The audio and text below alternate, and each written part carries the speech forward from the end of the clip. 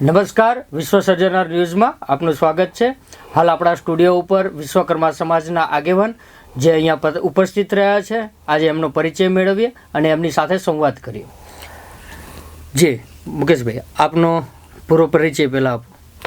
મારું નામ મુકેશભાઈ રમણીકલાલ કારેલિયા અને મુકેશ પંચાલના નામથી હું જાણું છું, બધા લોકો જાણે છે મને. અમે લોકો બેઝિકલી અમરેલીના છીએ અને આપણા લુહાર સુથાર સમાજથી છીએ અને આખા ભારતની જે અખિલ ભારતીય વિશ્વકર્મા વિરાટ સંઘ જે છે એનો હું રાષ્ટ્રીય મહામંત્રી છું. સાથે સાથે આપણા અમદાવાદનું સૌથી જૂનું અને ગુજરાતનું મોટું એવા શ્રી સૌરાષ્ટ્ર લુહાર સુથાર જ્ઞાતિ તેજછુ મંડળનો હું ટ્રસ્ટી પણ છું.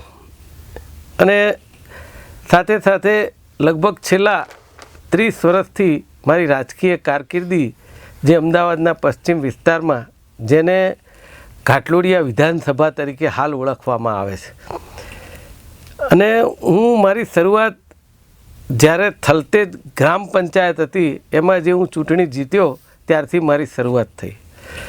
પરંતુ મારી જે સામાજિક જો વાત કરીએ તો મને એમ થાય કે લગભગ છેલ્લા 7 વર્ષથી હું સમાજની અંદર થોડું ધ્યાન કેન્દ્રિત કર્યું.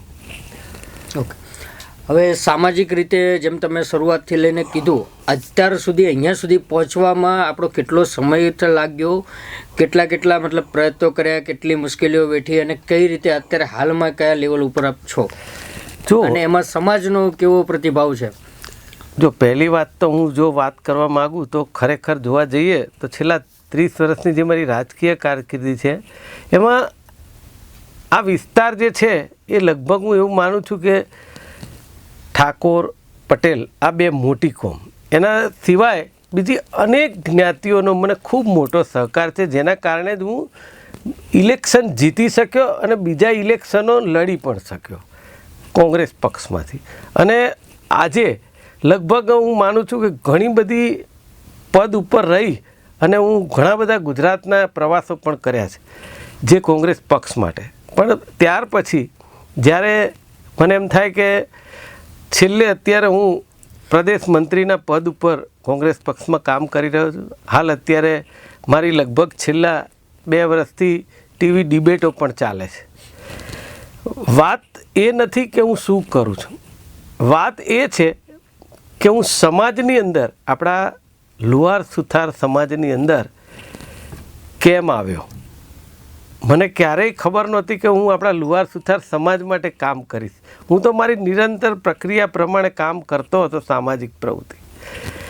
એવા સમયે હું આપણા જેને કહેવાય કે ગુજરાતના તો ભામાસા કહી શકાય એવા પરસોત્તમદાસ પિત્રોડા, જે આપણા મંડળના મેનેજિંગ ટ્રસ્ટી છે, અને હું માનું છું કે ગુજરાતના ગામડે ગામડે ને અનેક જગ્યાએ એમનું પોતાનું એક યોગદાન છે, એટલે આપણે આપણા સમાજના એમને ભામાસા કહીએ છીએ. એમની સાથેના લગભગ મારા 15 વર્ષના પરિચયમાં હતો ત્યારથી એમણે એકવાર મને એવી વાત કરી કે સમાજમાં કેમ તમે ધ્યાન નથી આપતા, સમાજમાં આવો. અને એવા વખતે ત્યારે આપણા સમાજના જ એક વ્યક્તિ એમણે કહ્યું કે ભાઈ આપણી આ વાડીમાં એમને સભ્ય બનાવો. એટલે શાહપુર વાડીની અંદર હું એક કમિટી સભ્ય તરીકે દાખલ થયો. અને એના પછી હું એ નામ પણ લેવા માગું છું. એ જે ભાઈને એમણે વાત કરી હતી એનું નામ ચંદ્રેશ મિસ્ત્રી. એ ચંદ્રેશભાઈ મિસ્ત્રીને સાથે રહી અને અમે શાહપુરવાડીમાં આવ્યા. અને એના સાક્ષી તરીકે આપણા કાંતિભાઈ મારું, આજે હાલ આપણા મંડળના એ પોતે પણ ટ્રસ્ટી છે.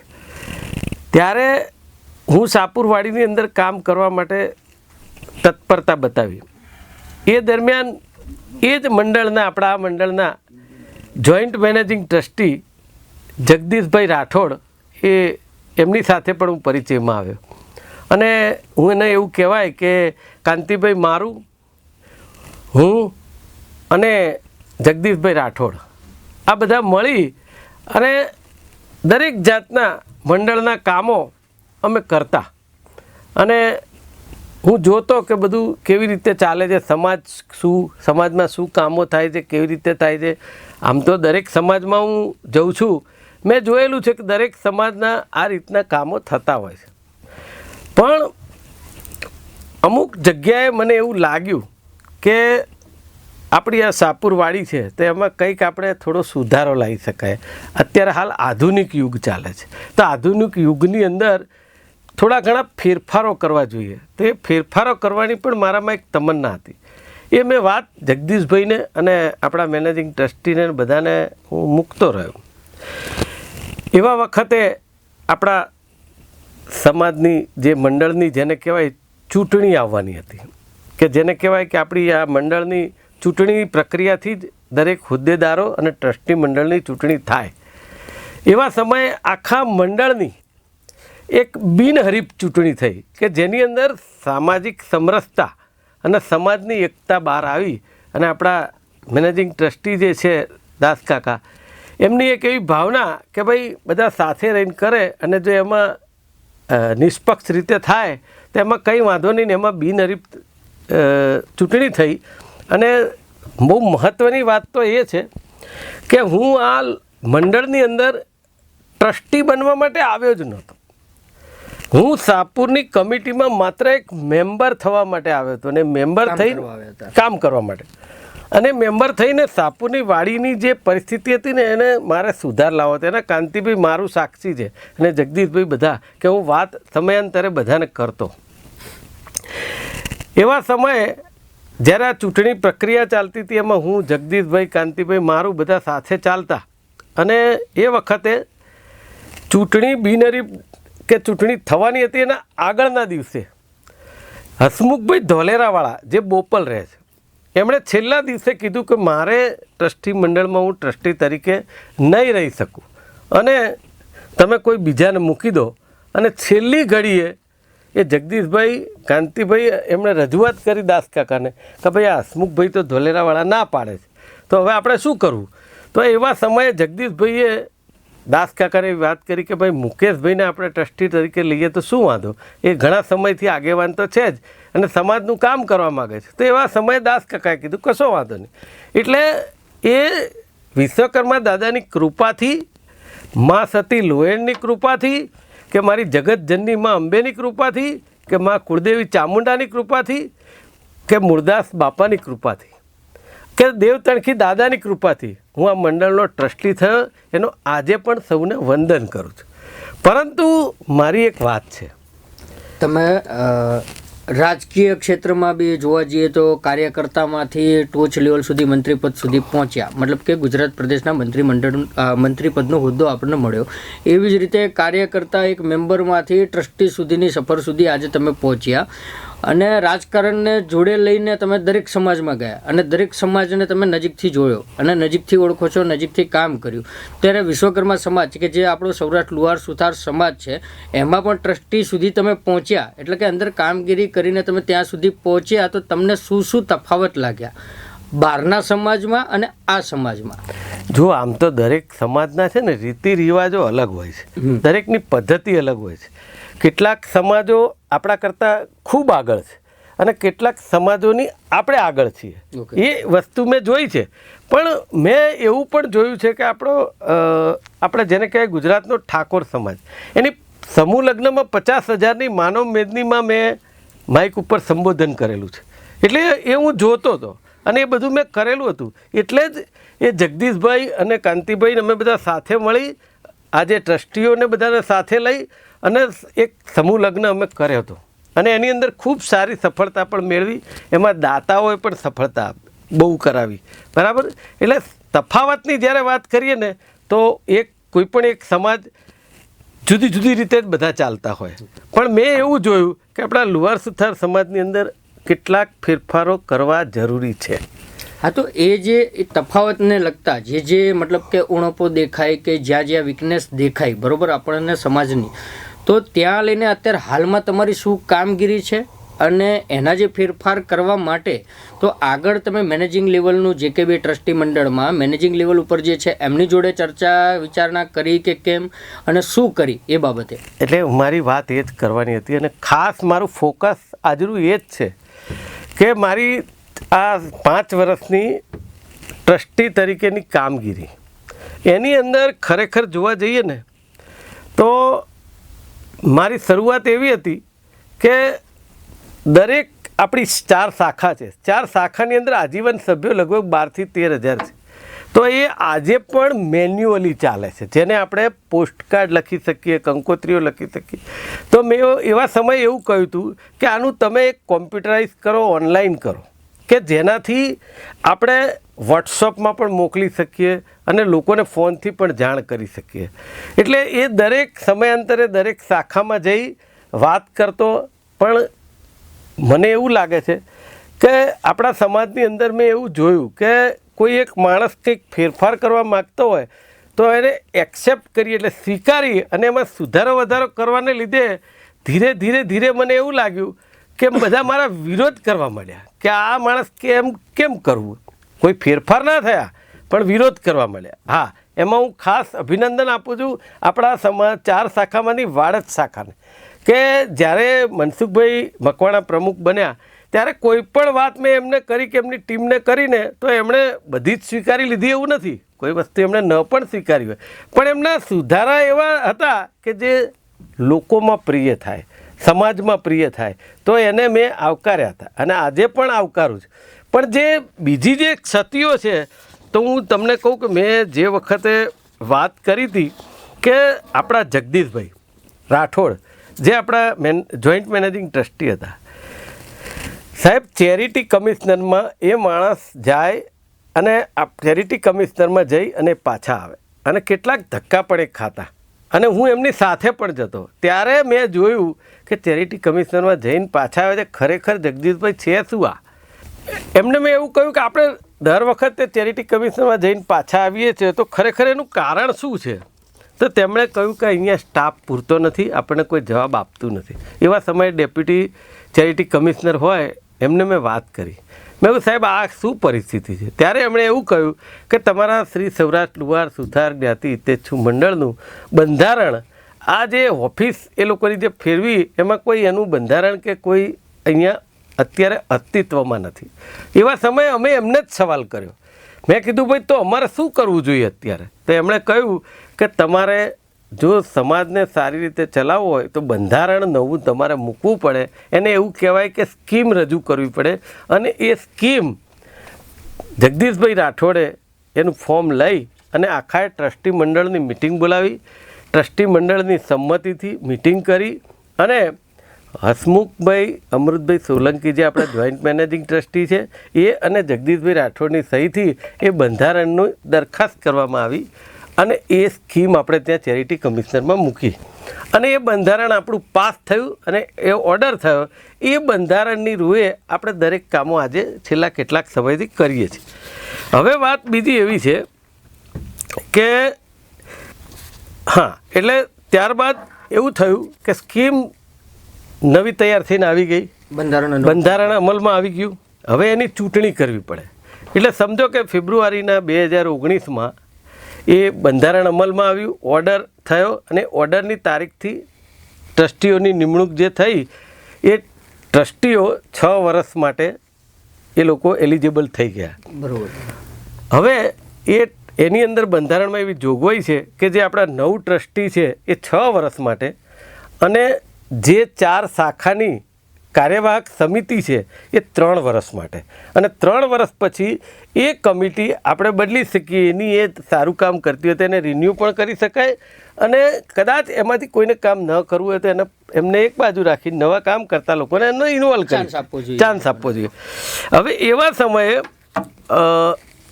આ જે મણિનગર શાખા છે એક આપણી, એ મણિનગર શાખાની જે જૂની એક જગ્યા હતી આપણી, એ જગ્યા ટ્રસ્ટી મંડળે નિર્ણય લીધો.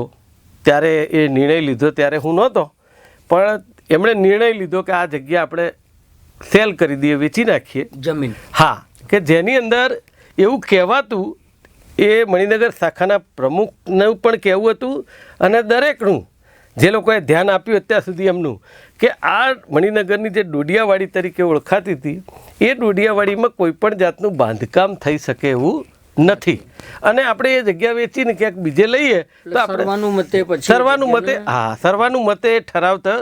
અને સર્વાનુમતેમાં એવું છે કે ટ્રસ્ટી મંડળના 2, 4, 5 જણા, જેને કહેવાય કે આપણા મેનેજિંગ ટ્રસ્ટી દાસકાકા, મોહન બાપા, બાબુભાઈ પરમાર હસમુખભાઈ સોલંકી નીલકંઠવાળા અને કાંતિભાઈ કોનાર્કવાળા પીઠવા, એ એટલા જણની હયાતીમાં એ લોકોએ જે કંઈ નિર્ણય લીધો, હા બરાબર, અને ખાસ કરીને મણિનગર શાખાના પ્રમુખ ગોરધનભાઈ મકવાણા, આ લોકોએ નિર્ણય લીધો વેચવાનો.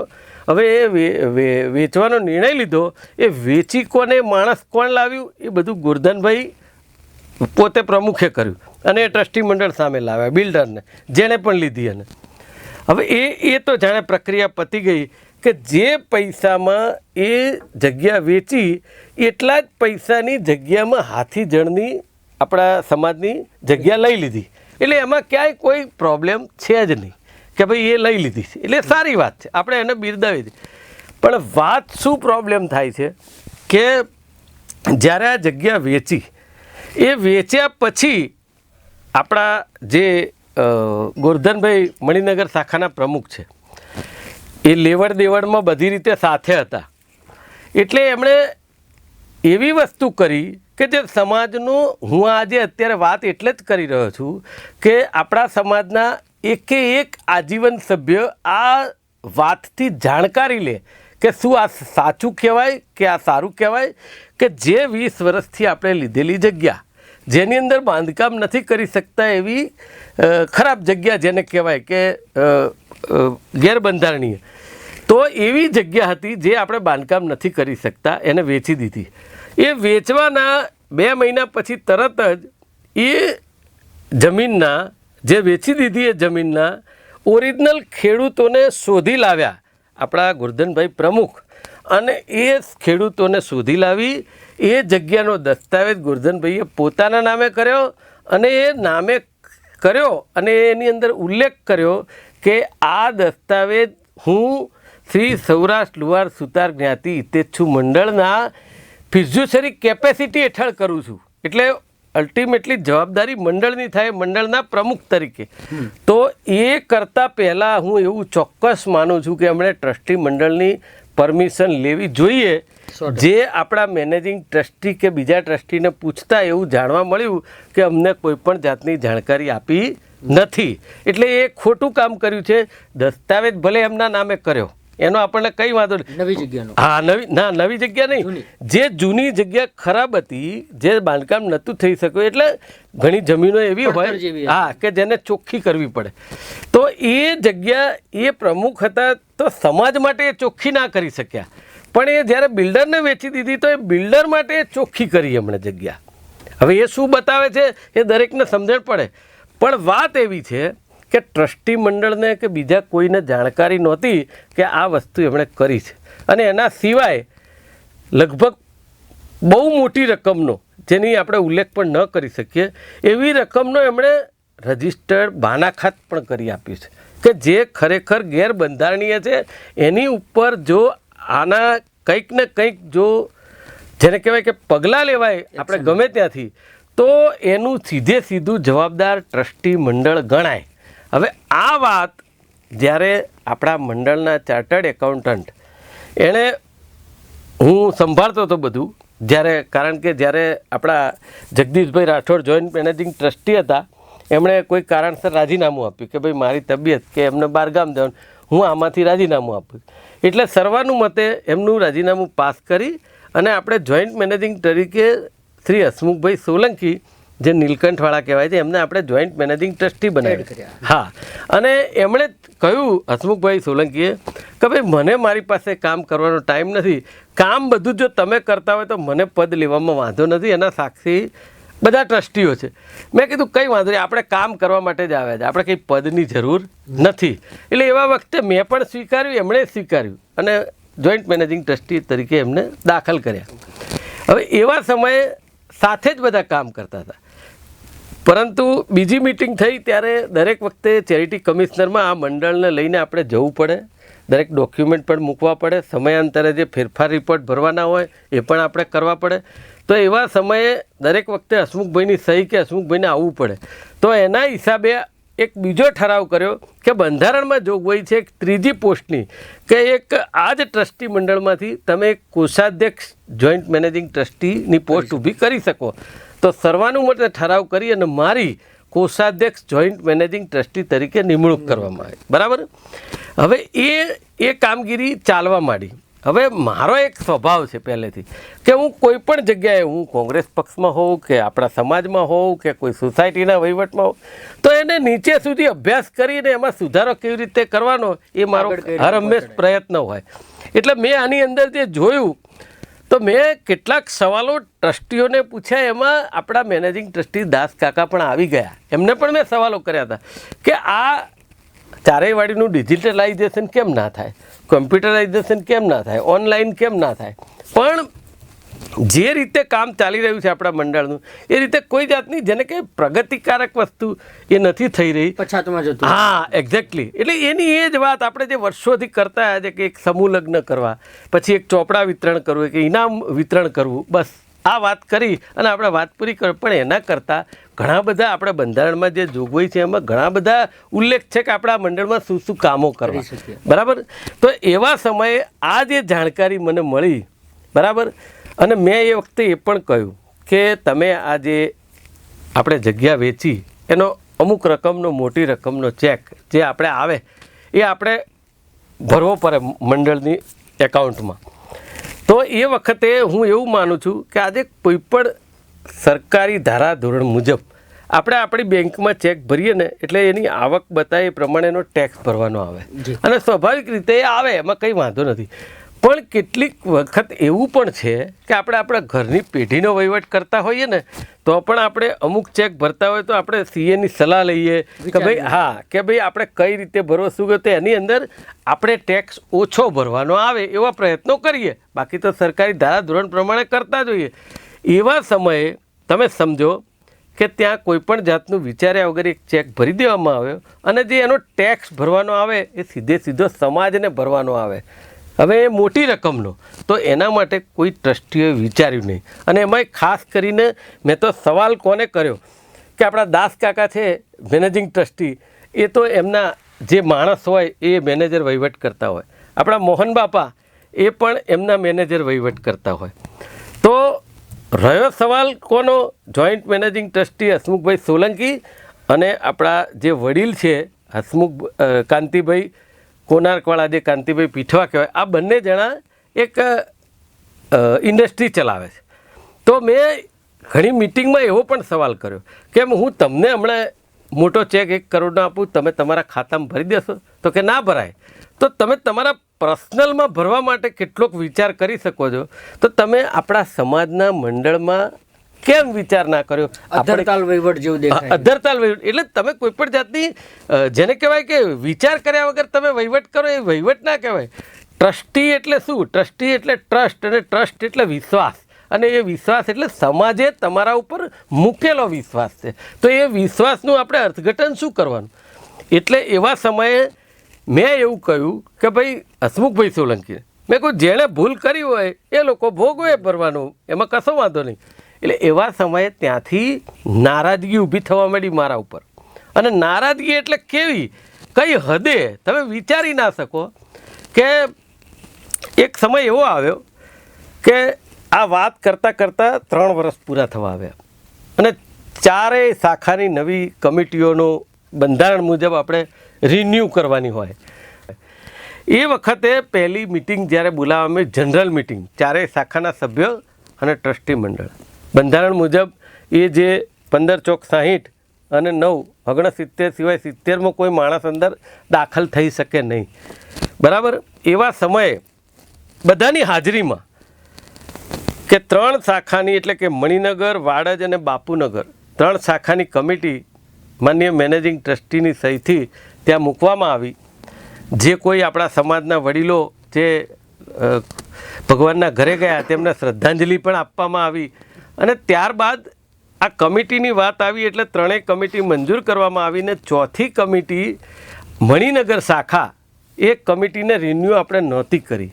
એટલા માટે કે મણિનગર શાખાનો ગેરવહીવટ, એના પ્રમુખનો ગેરવહીવટ, એના કારણે. તો એવા સમયે આપણા જોઈન્ટ મેનેજિંગ ટ્રસ્ટી, તમે જુઓ કેટલો મોટો આ ચિતાર છે કે હસમુખભાઈ સોલંકીએ એમના ખિસ્સામાંથી મણિનગર શાખાની કમિટીની એક પાનું કાઢ્યું, પેપર, અને કહ્યું કે લો આ.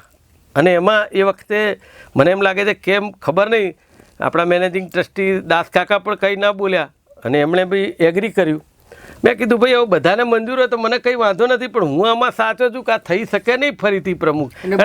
હા, કારણ કે જે પ્રમુખે આની અંદર ગેરવહીવટ કર્યો છે, ગેરવહીવટ એટલે કેવો કે જે દસ્તાવેજ કરે એના પૈસાની લેવડ દેવડ કરી છે, એ પણ જે પૈસા આવ્યા ટ્રસ્ટના ખાતામાં નાખ્યા, ટ્રસ્ટના ખાતામાંથી એમના ખાતામાં નાખ્યા, પર્સનલ ખાતામાંથી પાછા ટ્રસ્ટમાં નાખ્યા, ટ્રસ્ટમાંથી બિલ્ડરના ખાતામાં નાખ્યા. આ જે બધી એન્ટ્રીઓ છે એ ક્યારેય થઈ શકે જ નહીં. બંધારણમાં એવી કોઈ જોગવાઈ નથી કે ટ્રસ્ટના ખાતામાં સમાજના પૈસા લેવડ દેવડ સિવાય કોઈ પર્સનલ એકાઉન્ટની લેવડ દેવડ થાય.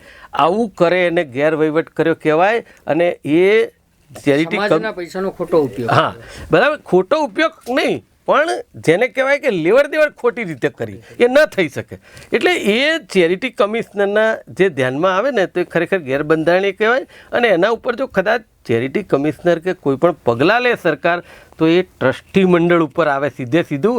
એટલા માટે મેં બધા ટ્રસ્ટીઓનું ધ્યાન દોર્યું હતું. છતાં પણ જોઈન્ટ મેનેજિંગ ટ્રસ્ટી હસમુખભાઈ એમણે એક આખી ટુકડી બનાવી દીધી 4 જણની, કે હસમુખભાઈ સોલંકી, કાંતિભાઈ પીઠવા કોનારકવાળા, પેલા ભાઈ આપણે દાસ કાકા તો મેનેજિંગ ટ્રસ્ટી હતા, અને સાથે બીજા આપણા એક ટ્રસ્ટી બાબુભાઈ પરમાર, એમની તો તબિયત જ ના દુરસ્ત હતી એટલે એ નહોતા આવતા. અને જે આપણા મોહન બાપા હતા વડીલ, એ તો શું છે કે જેને કહેવાય કે ભગવાનના ઘરે ગયા અને ભગવાન એમના આત્માને શાંતિ આપે. પણ હું એક વાત એમની વચ્ચે લઈ લઉં કે જ્યારે મોહન બાપાના ઘરે અમે આ જે વાત ગોરધનભાઈએ જે લેવડ દેવડ કરી એના માટેની ઓફ ધ રેકોર્ડ એક મિટિંગ રાખી હતી. સાહેબ, મોહન બાપા પણ સિંહ રાશિ ને હું સિંહ રાશિ, ખાલી એમને વાત ખબર પડી ને કે આવું કર્યું છે, કે આ જેણે કર્યું હોય ને એની ઉપર પોલીસ ફરિયાદ કરો. આ વાત એ મોહન બાપા બોલ્યા કહેતા વડીલ. આજે પણ હું એના ઉપર ગર્વ અનુભવું છું. અને એના પછી એ જે શાહપુર શાખામાં એક 70મો માણસ, જેને કહેવાય કે એ 70મો માણસ આપણા સમાજનો જ હતો, જે મેં પહેલાં નામ લીધું ને ચંદ્રેશભાઈ મિસ્ત્રી, એને બોલાવવામાં આવ્યો હતો. હવે એ ચંદ્રેશભાઈ મિસ્ત્રીને ખબર નથી કે એણે જે વર્તન કર્યું એ કોના કહેવાથી કર્યું. મેં તો પહેલાં એમ જ કીધું કે આ ભાઈ આયા જ કેમ અહીંયા મિટિંગમાં, એ આવી જ ના શકે. પણ હા, પછી જાણવામાં પાછળથી મળ્યું કે એ આપણા પ્રમુખ ગોરધનભાઈ મકવાણા અને હસમુખભાઈ સોલંકીના બધા પ્રયોજનથી આ બધું થયું હતું. જે અલગ ટુકડી હતી એ ટુકડી મણિનગર શાખાના પ્રમુખ જે રહ્યા એમના સપોર્ટમાં હતી. હા, તમે વિચાર તો કહો, અમુક ટ્રસ્ટીઓના સપોર્ટમાં હતી જેનો ગેરવહીવટ હતો.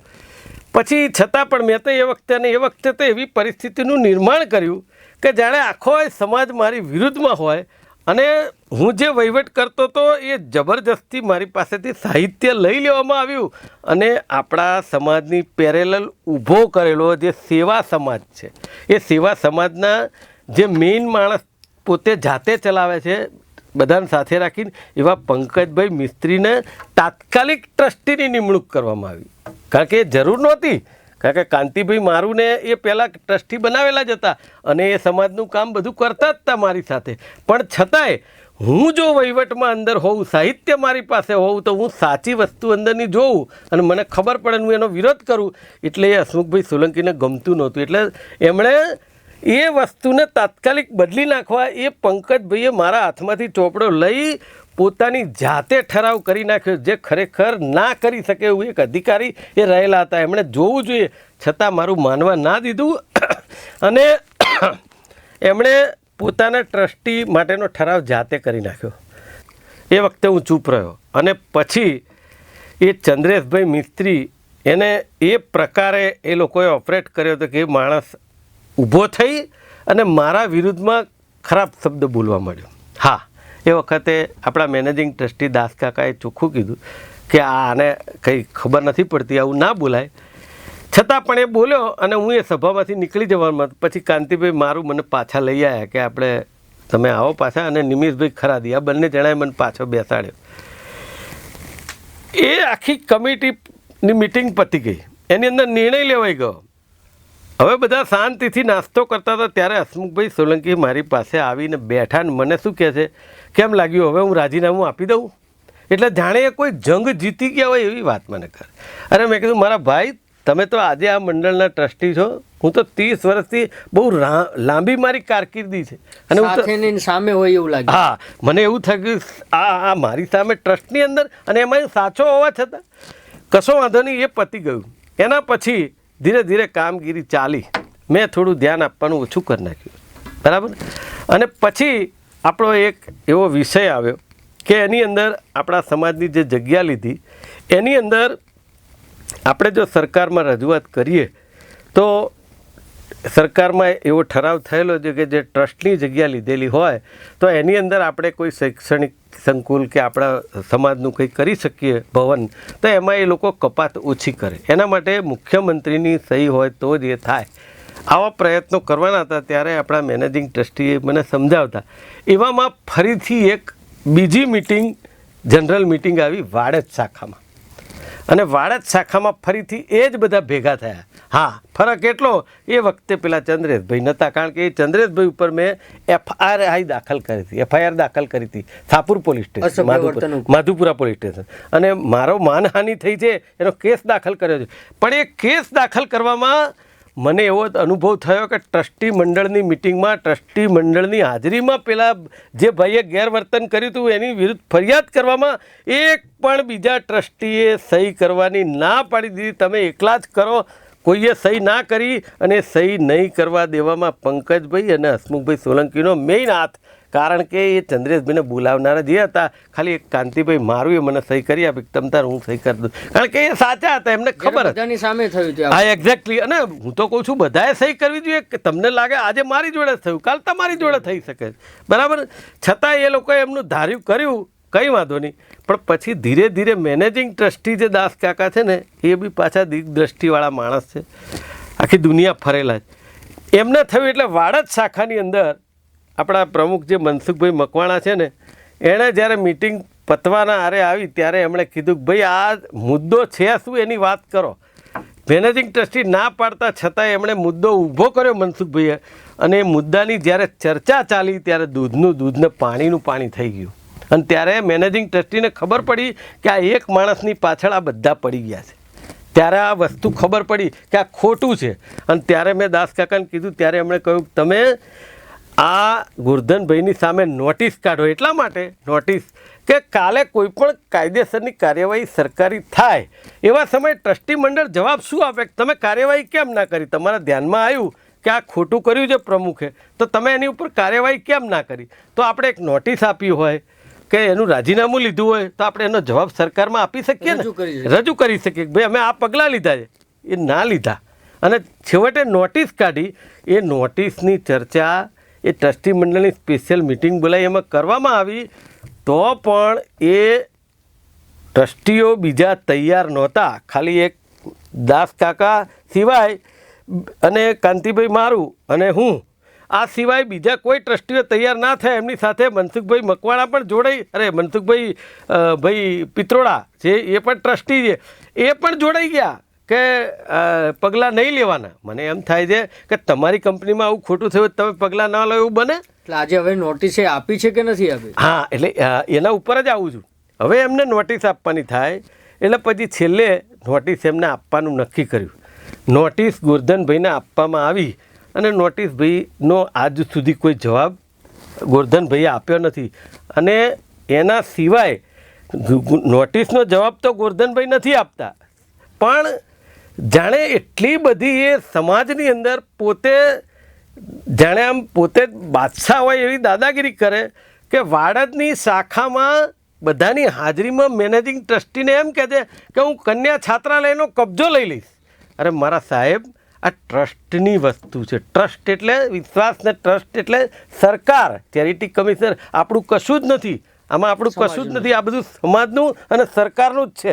આમાં ટ્રસ્ટીઓ બદલાય, માણસો બદલાય, વહીવટ બદલાય, બાકી કોઈની માલિકીની આ કોઈ વસ્તુ જ નથી.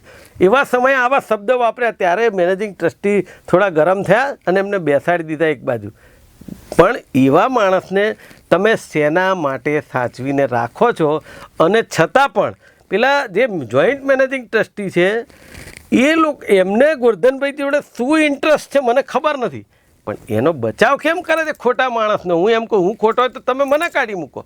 પણ તમે એટલે એવા સમયે વાડજ શાખામાં પણ બધા જ હાજરી હતી. વાડજ શાખાના કમિટી સભ્યો, બધી શાખાના કમિટી સભ્યો બધા હતા, એની હાજરીમાં આ બનેલો બનાવ છે.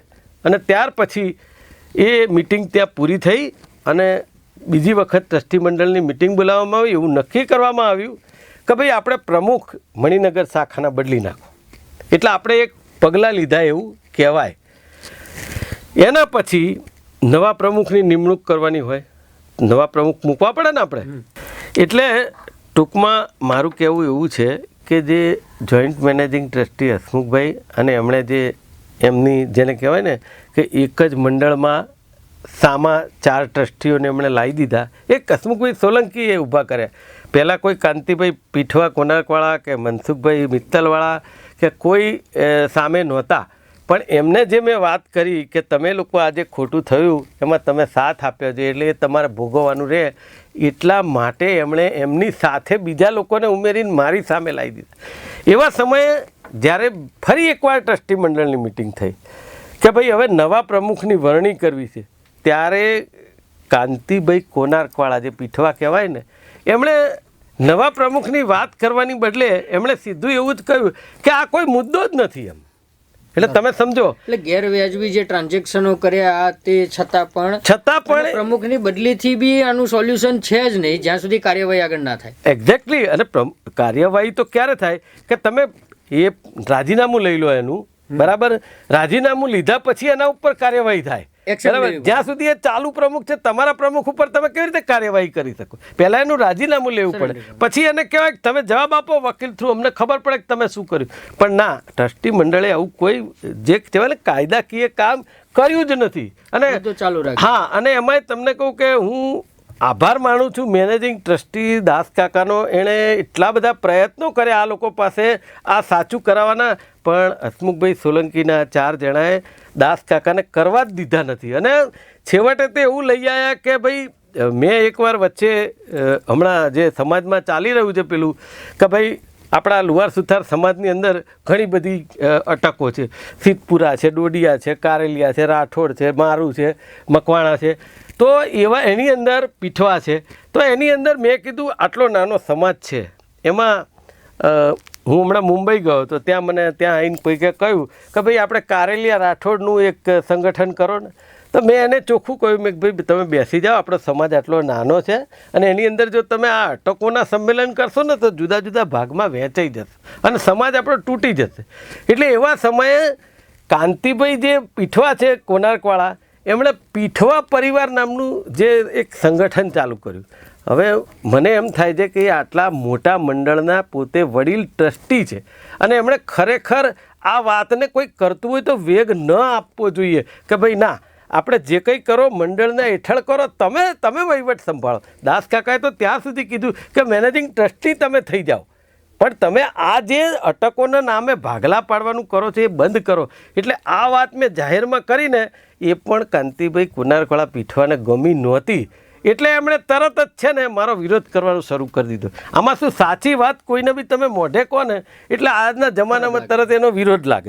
એટલે પછી એમણે પણ મારો વિરોધ કરવાનું શરૂ કરી નાખ્યું. હવે નક્કી તો એવું, પછી મને એવું લાગ્યું કે એ મિટિંગની અંદર જે નક્કી કરવાનું છે કામ જે નથી થતું અને બીજી વાતો થાય છે.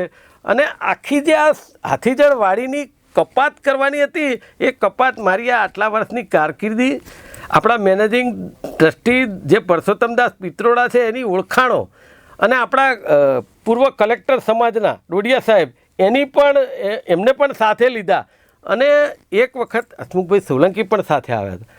એમને સાથે લઈ અને અમે લોકોએ આ કપાતનું કામ કર્યું ને એની અંદર કપાતમાં એ દાસ કાકા કબૂલ કરે કે મુકેશ પંચાલે કે મુકેશ કારેલિયાએ શું ભાગ ભજવ્યો છે, મેં કેટલું લોહી પાણી એક કર્યું અને એક કપાતનો ઓર્ડર લઈ આવ્યા. અને એવા સમયે જ્યારે ઓર્ડર આવે ને ત્યારે આ જ હસમુખભાઈ સોલંકી નાતની અંદર કેટલાકને એવું કે એ તો થવાનું જ હતું કાયદેસર. તમે સાહેબ જે માણસ કામ કરતો હોય એનો ઉત્સાહ તોડી નાખવાની કોશિશ કરો, આ ના થવું જોઈએ સમાજમાં, એ એમણે કર્યું છે અને એ સમાજ તોડવાનું કામ કર્યું. એવા સમયે મને એવું થયું, મેં કીધું જો આ રીતે જ કામ કરવાનું હોય તો મારા જેવો માણસ જે સાચી રીતે કામ કરે છે ને એણે આ ટ્રસ્ટમાં રહેવું ના જોઈએ. એટલે મેં મારા કારણો બધા લખી અને રાજીનામું આપ્યું. એ રાજીનામું આપ્યું એટલે એટલા બધા રાજીના રેડ થઈ ગયા એ હસમુખભાઈ સોલંકી ને બીજા 2-3 ટ્રસ્ટીઓ કે મુકેશભાઈના રાજીનામા માટે બીજા જે ટ્રસ્ટી એમનું નહોતા કહ્યું કરતા એ લોકોની સહીઓ પણ લેવા માંડ્યા. પણ છેલ્લે તો મેનેજિંગ ટ્રસ્ટી દાસકાકા પાસે આ મંજૂર કરવા એટલે દાસકાકાએ એવું કહ્યું અને એમાં ખાસ કરીને કાંતિભાઈ પીઠવા બીજા સૌરાષ્ટ્ર એન્જિનિયરિંગવાળા એ બહુ એમ કે નિષ્પક્ષ માણસ છે કે જે ન્યુટ્રલ વાત કરે.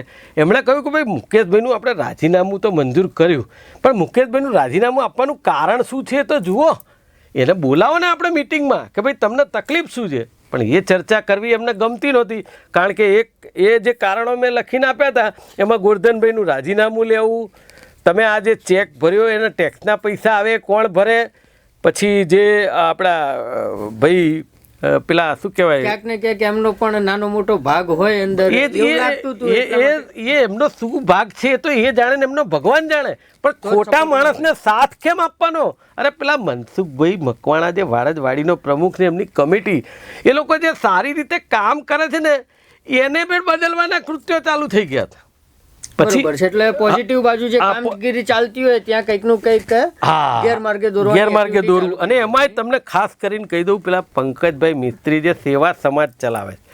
હવે તમે સમજો પહેલાં તો એક વાત કહું કે આ ચાલુ છે ને ભાઈ જે પંકજભાઈ મિસ્ત્રી છે એને એમની ટીમ ઘણા બધા મિત્રો એની અંદર દાસકાકાને બધા ઘણા આગેવાનો ટ્રસ્ટી છે એ લોકોએ સેવા સમાજ જે ઊભું કર્યું છે ને ખરેખર તો હું તમને કહું કે સેવા સમાજ કામ શું કરે છે, પસંદગી મેળો કરે છે અને વિધવાઓને સહાય નાની મોટી કરે, જે ભણતા દીકરા દીકરીને સહાય કરે. આ જે કામ છે એ આપણું સૌરાષ્ટ્ર લુહાર સુતાર જ્ઞાતિ હિતેચ્છુ મંડળ જે 70 વર્ષ જૂનું છે એ કરી શકે કે ના કરી શકે? કરી જ શકે. તો મને એમ થાય છે કે એવા વખતે આ સેવા સમાજ અલગ કરવું શું કરવા પડે? અત્યારે હાલ પરિસ્થિતિ એવી છે કે સેવા સમાજનો પસંદગી મેળો હોય અને એમનું તમામ ઉઘરાણું અમદાવાદમાં થઈ જાય, એના 1 મહિના પછી 1.5 મહિના પછી સમૂહ લગ્ન આવે અને સમૂહ લગ્નમાં જ પાછું આપણે ઉઘરાણું કરવા જવાનું આવે. ભલે હું કહું છું આપણા સમાજમાં દાતાઓની કમી નથી પણ એવું તો વિચારે કે હમણાં મહિના પહેલાં જ આપણે પસંદગી મેળા કરતાં વધારે જરૂરિયાત સમૂહ લગ્નની છે, બરાબર. એટલે એવા સમયે એવું થતું તો મેં કાકાને એ પણ કહ્યું હતું, મેં કહ્યું મને તો ખબર નથી ક્યારે સેવા સમાજ અલગ થયું ને ક્યારે આ થયું, પણ મને એમ થાય છે એક જ મંડળ હેઠળ આપણે સમાજના કાર્યો કેમ ના કરી શકીએ? વહીવટ તો એ જ કરવાના હતા.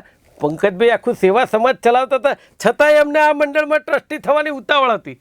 અને કારણ એવું છે કે જે સેવા સમાજમાં પંકજભાઈ જોડે હસમુખભાઈ સોલંકી હતા અને હસમુખભાઈ સોલંકી અહીંયા જોઈન્ટ મેનેજિંગ ટ્રસ્ટી હતા એટલે એમને એક જ વસ્તુ હતું કે આ બધું એક હથ્થું વહીવટ થઈ જાય. અરે ભાઈ તમે એક હથ્થું વહીવટ કરો એનો વાંધો નથી પણ વહીવટ ચોખ્ખો કરો તો અમને કંઈ વાંધો નથી, પણ વહીવટની અંદર ગેરવહીવટ થાય છે એ હું ક્યારેય ચલાવી લેવાનો જ નથી. અને છેલ્લે એવું બન્યું અત્યારે કે આ જે 2020ના સમૂહ લગ્ન છેલ્લે પત્યા ને એ હસમુખભાઈ સોલંકીને અમે બધાએ સાથે મળીને કર્યા હતા અને એ સમૂહ લગ્ન એવો જાજરમાં નહોતો. એમાં મને લાગે તમે પણ પાર્ટિસિપેટ હતા અને તમે પણ અમારા ઇન્ટરવ્યૂને બધું લીધું હતું કે જ્યારે આટલા વર્ષોમાં ક્યારેય ના થાય એવો સમૂહ લગ્ન અમે સાથે રહીને કર્યો હતો. પણ એમાં પણ લોકોને ઈર્ષા થવા માંડી. આ સમાજની અંદર મને એવું થાય છે કોઈ સારું કામ કરે, કોઈ સારી વાત બે કરે તો તમારે એને પ્રોત્સાહન આપવું જોઈએ કે એને તોડી પાડવો જોઈએ? સાચા વિચારો રજૂ કરવાનો મોકો પણ આપવો જોઈએ ને. આ બીજા સમાજો તમે જુઓ, એક માણસ મુખ્યમંત્રી હોય તેની સાથે આખો સમાજ જોડાઈ જતો હોય. કેમ કે આપણો સમાજ એ આગળ આવશે તો આગળ આવવાનો જ. આ તો આને જ પહેલો પછાડી દો સમાજને તો બહાર જ વાત જ બીજી બાજુ રહી. એટલે આ પ્રકારનું કૃત્ય જે થયું એની અંદર દાસકાકાની બહુ નારાજગી થઈ કે એક માણસની પાછળ તમે શેના માટે આટલી બધી ચર્ચા કરો છો. પણ છેલ્લે આ 1 વર્ષમાં મેં જોયું છે કે મેનેજિંગ ટ્રસ્ટી દાસકાકા આ મંડળના અમુક ટ્રસ્ટીઓથી ખૂબ જ નારાજ જોયા મેં કે જે લોકો એમની વાત જે છે ને એને ચાલવા જ નહોતા દેતા. અને છેલ્લે તો એ આ હસમુખભાઈ સોલંકી, મનસુખભાઈ મિત્તલવાળા અને ભાઈ કાંતિભાઈ કોનારકવાળા અને આ પંકજભાઈ આ 4 જણાએ ભેગા થઈ અને એવું કહ્યું કે હવે તો મુકેશભાઈ પંચાલનું રાજીનામું જ લઈ લો એમ. તો દાસકાકાએ કીધું મુકેશભાઈ પંચાલના રાજીનામાથી થઈ જશે બધું, બરાબર. અને એમણે એટલે એમણે કહ્યું કે ભાઈ આ તમે મુકેશભાઈ પંચાલનું રાજીનામું લઈ લો, બરાબર. તો એના માટે એને કારણ તો આપવું પડે. મુકેશભાઈએ શું ગુનો શું કર્યો છે, બરાબર છે કે એમણે રાજીનામું આપ્યું. અરે પણ રાજીનામું આપ્યું તો કે એના કારણો છે ને, તમે એના કારણો સોલ્વ કરી નાખો ને. પણ એ કારણો સોલ્વ કરવામાં એમને એક ટકોય રસ નહોતો. એમને માત્ર એક જ રસ હતો કે મુકેશભાઈ પંચાલ આમાંથી નીકળી જાય એટલે પછી બીજી બધી વાતો તો કોઈ પૂછવાનું છે નહીં. અને એમને જે આમાં શું છે કે જ્યાં સમાજની જગ્યા લીધી છે ત્યાં આપણા સમાજની જગ્યા છે જોડે હસમુખભાઈની ને બીજા ટ્રસ્ટીઓની જગ્યા છે, આખી મોટી જગ્યા છે. હવે ત્યાં હા એટલે એ ગોરધનભાઈને બધા ભેગા થઈને શું કર્યું, એ જગ્યા લીધી સમાજની. હા, સમાજના 1 રૂપિયાનો ક્યાંય બગાડ નથી કર્યો, ક્યાંય ગયો નથી 1 રૂપિયો. પણ જે રીતે લેવડ દેવડ થઈ એ ગેરબંધારણીય છે. એનો હું ગઈકાલે વિરોધ કરતો હતો, આજે વિરોધ કરું છું ને હજી વિરોધ કરતો નથી. ડેવલપ નથી થતી એટલે મણિનગરની જમીન વેચી નાખી. હવે અહીંયા લઈ લીધી જમીન. હવે અહીંયા શું આગળ કર્યું? હવે અહીંયા એવું છે કે ખરેખર તો આમ જોવા જઈએ ને તો આ જે 6 વર્ષથી જે ટ્રસ્ટી મંડળ ચાલે છે ને એ ટ્રસ્ટી મંડળે એક ઈંટે મૂકી નથી અત્યારે કોઈ જગ્યાએ. અત્યારે કોણ હવે મણિનગર શાખા અંડર મતલબ એ સંભાળે છે મેનેજમેન્ટ એનું કે ટ્રસ્ટ મંડળ જ સંભાળે છે? મેઇન બધા સાથે જ સંભાળે છે. મણિનગરની શાખા હજી કાર્યરત છે, કારણ કે એ જે ગોરધનભાઈને ગેરકાયદેસર રીતે ચાલુ રાખ્યા છે પણ એ તો એ જાણે એ સમાજના માલિક હોય એ રીતનું જ એમનું, એ તો બંધારણને માનવા તૈયાર નથી ને. જે ટ્રસ્ટી મંડળે અને ચેરિટી કમિશનરે મંજૂર કર્યું છે એ બંધારણને એ પ્રમુખ માનવા તૈયાર નથી અને સમાજ એને કંઈ કશું કરી શકતો નથી. અને ખાસ કરીને વાત એવી છે કે જ્યારે દાસ કાકાએ એવું કહ્યું કે ભાઈ અત્યારે હવે છે ને જેમ ચાલે છે એમ ચલાવો, બરાબર. હવે કે આપણી મુદત પૂરી થવા આવે છે એટલે તમે સમૂહ લગ્ન આવે છે અને એવું હોય ને તો આપણે આ એમ કે પેલું બરખાસ્ત કરી નાખો ટ્રસ્ટની, એટલે બીજી ચૂંટણી આવે. હવે બંધારણમાં એવી જોગવાઈ છે કે કોઈ કારણ વગર જો તમે ટ્રસ્ટી મંડળ બરખાસ્ત કરો છો કોઈ કારણ વગર, તો એ જે ટ્રસ્ટી હોય ને એમાંનો કોઈ ટ્રસ્ટી ફરીથી ચૂંટણી ના લડી શકે. બરોબર છે. એ મેનેજિંગ ટ્રસ્ટી હોય કે મુકેશ કારેલિયા હોય કે હસમુખભાઈ કોઈ પણ હોય, કોઈ ફરીથી ચૂંટણી ના લડી. આ બંધારણમાં જોગવાઈ છે. હા, બરાબર છે ના. એટલે નવા ટ્રસ્ટી આવે બીજા. પરંતુ હજી 2025માં એનો પીરિયડ પૂરો થાય છે. પણ છતાંય આ બધાને જો એમાંય ખાસ કરીને અત્યારે હાલ તો એટલે કાંતિભાઈ પીઠવા કોનાર્કવાળા જે ટ્રસ્ટી છે એ હસમુખભાઈ સોલંકી અને હમણાં અમારા પેલા મનસુખભાઈ પિત્રોડા મિત્તલવાળા અને આ પંકજભાઈ જે સેવા સમાજ ચલાવે છે, આ લોકો તો એટલા બધા ખુશ થઈ ગયા કે હવે ચૂંટણી આવી જશે, બરાબર. એટલે ચૂંટણીમાં મુકેશ કારેલિયા ઊભા રહે એટલે એને હરાવી દેવાના. એટલે ખાસ કરીને આ આપણા આજીવન મેમ્બરો છે, જે સમાજના સભ્યો છે, એ બધાને જાણ કરવા માટે જ હું આ વાત કરી રહ્યો છું ને લોકો દ્વારા આ વાત સાચી પહોંચે. અને હું ચૂંટણી લડીશ સમાજની, હું હારી જાઉં કે જીતી જાઉં 2 નંબરની વાત છે.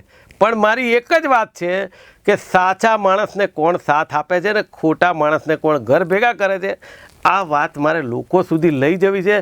એટલે તમારી ચેનલના માધ્યમથી આ વાત કરવા, સમાજના આજીવન સભ્યોને વાત કરવા માટે જ આ વાત કરી રહ્યો છું.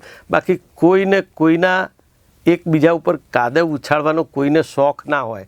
પરંતુ મેં જોઈ લીધું, મને એક જ માણસ ઉપર વિશ્વાસ હતો, એનું નામ પરસોત્તમદાસ પિત્રોડા. એને હું ભામા શકું, મેનેજિંગ ટ્રસ્ટી, અમારા સગા પણ થાય.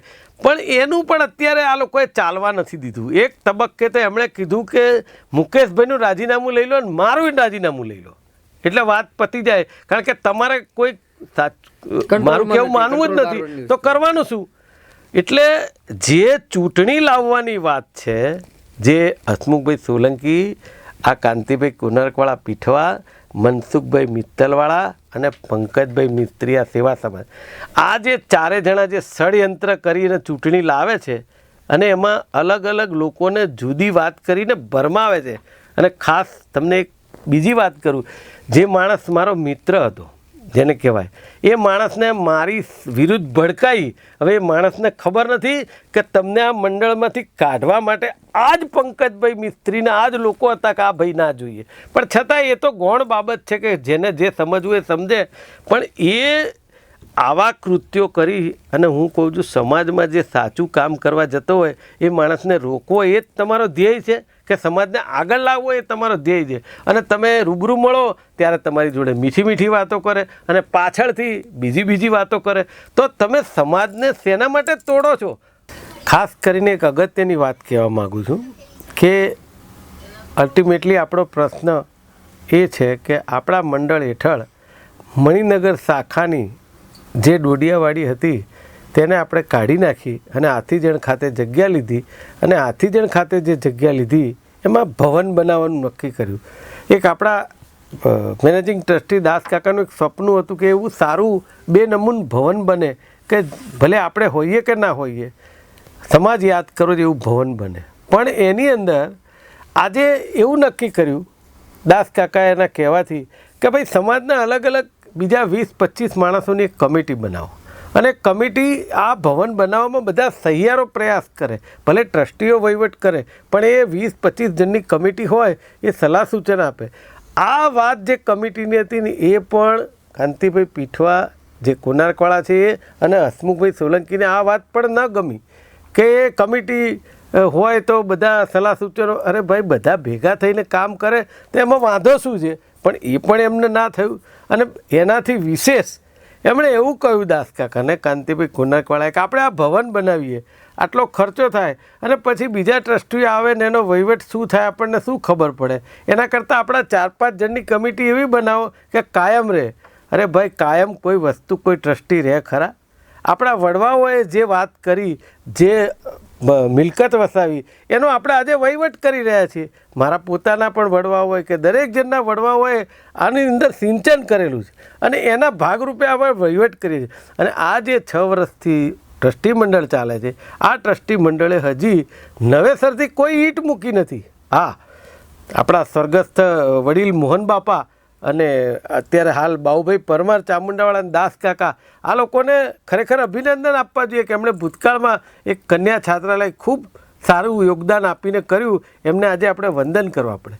એવું તો કામ કંઈ આ 6 વર્ષમાં નથી કરી શક્યા, પણ જે કામ કરવા થઈ રહ્યું છે, જઈ રહ્યું છે, એની અંદર રોડા નાખવાનું કામ જે આ લોકો કરી રહ્યા છે એ બંધ કરવું જોઈએ. અને ખરેખર એ વાત આપણા દાસ કાકાને ખૂબ જ નારાજગી લાગી કે જે એક ભવન બનવા જઈ રહ્યું છે એને તોડવાનું કામ આ લોકો કરી રહ્યા છે. બીજી વાત એવી છે કે જ્યારે મિટિંગ થાય ત્યારે હું કહું છું કે સુધારા વધારા દરેક માણસે કરવા જોઈએ. આજે વાડજ શાખાના પ્રમુખ મનસુખભાઈ મકવાણાએ સમૂહ લગ્નમાં કહ્યું કે અનેક સુધારા વધારા કરી શકાય, એના જુદા જુદા દાતાઓ થઈ શકે, પરંતુ કેટલાક લોકો જાણે વિરોધ કરવા જ આવતા હોય. એમાંના ટ્રસ્ટીઓ પણ 1-2 જે હસમુખભાઈને આખી કમિટી બનાવી એ લોકો, અને ગોરધનભાઈ જે મકવાણા મણિનગરના પ્રમુખ છે, વિરોધ જ કરતા હોય એવો પ્રયોગ કરે. અને છેવટે એવું થયું કે હમણાંનું જે આખું સ્નેહ મિલન થયું, હું તો એમાં હાજર નહોતો, વાડજવાડીમાં મારા કામથી બહારગામ ગયો હતો, પણ એ મનસુખભાઈ મકવાણા એમની કમિટીએ વાડજ શાખામાં કરી બતાવ્યું કે જે સુધારો વધારો તમે કરવા માગો છો એ આ રીતે થઈ શકે છે, અને એના દાતાઓ પણ એ શોધી લાવે. તમે સમજો, મહેનત કરવી હોય ને એના માટે દરેક વસ્તુ શક્ય છે.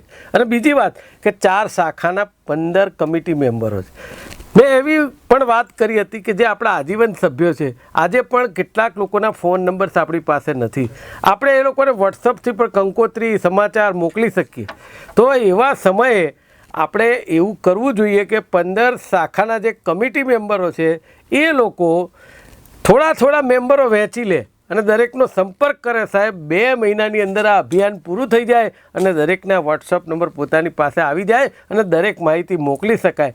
પરંતુ સમાજની અંદર આ કેટલાક લોકો એવા છે કે જેને કામ કરવું જ નથી, પણ જે કરવાનું કે સુધારો લાવવાનું કામ કરે એનો વિરોધ કરી અને એને એક બાજુ બેસાડી દેવો.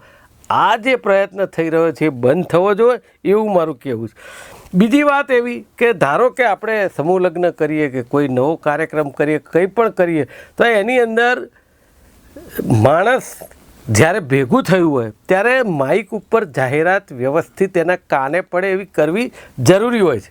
તો હું માનું છું કે જે માણસ વાત કરી શકતો હોય, જેના લોકોને ગળે ઉતારી શકતો હોય, એવા માણસને વાત કરતો રોકવાનો પણ પ્રયત્ન અહીંયા થાય.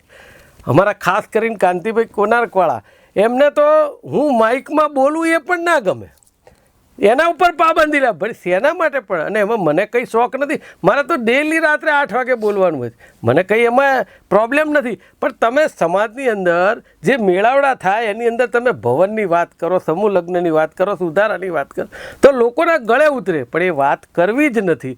બસ અમે જે કરે જઈએ છીએ, 2 કલાકનો પ્રોગ્રામ થાય એ થઈ જાય એટલે વાત પૂરી. એ ખરેખર જરૂરી નથી.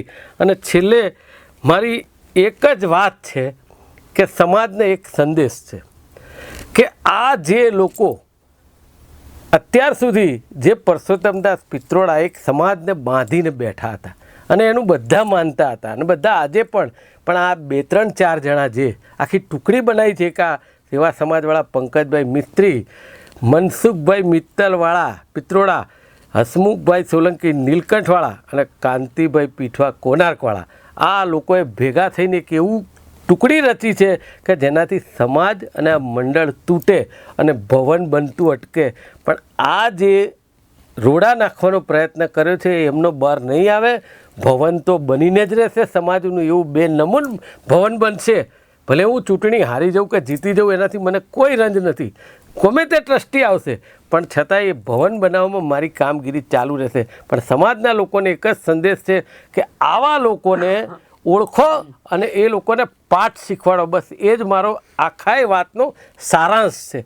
બાકી જે લોકોને દુર્જન છે દુર્જન રહેવાના, સજ્જન છે સજ્જન રહેવાના. જે લોકોને સેવા કરવી છે સેવા કરવાના, જેને વાતો કરવી છે વાતો કરવાના. બસ જય વિશ્વકર્મા. આનાથી વિશેષ મારું કંઈ જ કહેવું નથી.